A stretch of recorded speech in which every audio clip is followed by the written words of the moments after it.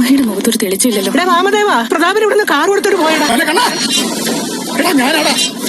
Hello, അങ്ങനെ നമ്മുടെ ഇന്നത്തെ മഹാലക്ഷ്മി പുതിയ പ്രമോല് നമ്മുടെ പ്രതാപം വന്ന് 7ാം മാസ ചടങ്ങിനിടയിൽ വന്ന് കാര്യങ്ങളൊക്കെ പറയുന്നുണ്ട്, വിളിച്ചു കൂകുന്നുണ്ട്. എടാ കണ്ണാ, നിന്റെ അച്ഛനെ കൊന്നത് ഞാനാടാ എന്ന് പറഞ്ഞ് വിളിച്ചു കൂകുന്നുണ്ട്. ആ സമയം നമ്മുടെ ഉണ്ണിയുടെയും കണ്ണന്റെയും എക്സ്പ്രഷൻ കാണിക്കുന്നുണ്ട്. അവർ ഭയങ്കര ദേഷ്യത്തില് സങ്കടത്തില് നിൽക്കുന്നത്. ഇനി അവിടെ എന്തൊക്കെയായിരിക്കും സംഭവിക്കാൻ പോകുന്നത്? മിക്കവാറും അതിനൊക്കെ പിന്നില് വാമദേവനാണെന്ന് പറയുന്നതിന് മുന്നേ തന്നെ നമ്മുടെ വാമദേവൻ പോയിട്ട് നമ്മുടെ പ്രതാപന്റെ വാവുത്തുന്നുണ്ട്. അപ്പൊ ഇനി എന്തൊക്കെ സംഭവങ്ങളായിരിക്കും അവിടെ നടക്കാൻ പോകുന്നത്? 7ാം മാസ ചടങ്ങിന്റെ അന്ന് തന്നെ നമ്മുടെ മഹാലക്ഷ്മി ആ വീട്ടിൽ നിന്നും പുറത്താകുമോ എന്നുള്ളതാണ് നമുക്ക് അറിയേണ്ടത്. പിന്നെ ഏറ്റവും കൂടുതൽ അറിയേണ്ട വേറെ കാര്യം എന്താന്ന് വെച്ചാൽ, ഇപ്പൊ നമ്മുടെ മഞ്ജുവിന് എന്താ പറയാ, മഹാലക്ഷ്മിയുടെ അടുത്ത് ഭയങ്കര സ്നേഹമാണല്ലേ, സ്വന്തം ചേച്ചിയെ പോലെയാണ് കാണുന്നത്.